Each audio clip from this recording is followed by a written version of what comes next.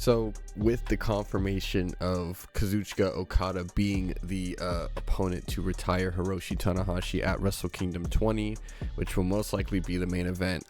we also have confirmation of a formal sellout for the Tokyo Dome. And I think in the whole history that I have watched New Japan, when I was watching in the mid 2010s to like 2020, has never happened, in my tenure of watching New Japan and the Wrestle Kingdom shows. So it just hats off to them, especially for what seems like the last couple of years kind of waning popularity, at least over here in kind of the States, around, just due to, I think, the overabundance of a lot of other different types of wrestling and just various other factors with like talent coming or going from New Japan over to AEW and other places, for example. But with this recent announcement of the Okada Tanahashi retirement match, which, I made a video kind of campaigning for Shinsuke Nakamura, but I did say basically the second best thing, or next best thing, even equally, is another match with Okada. And we are getting that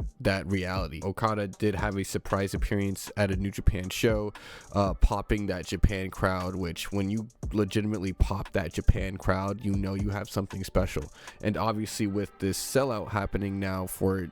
the Tokyo Dome, which I generally don't think that there's been something like this or hype for Japanese pro wrestling in terms of like a Tokyo Dome sellout since like the early 2000s and the 90s. Hiroshi Tanahashi does speak to that because, he is, not only is he the current president of New Japan, but he is paramount to the success of New Japan through the dark period that happened right before this 2010 boom, kind of with him, Nakamura, and a lot of others.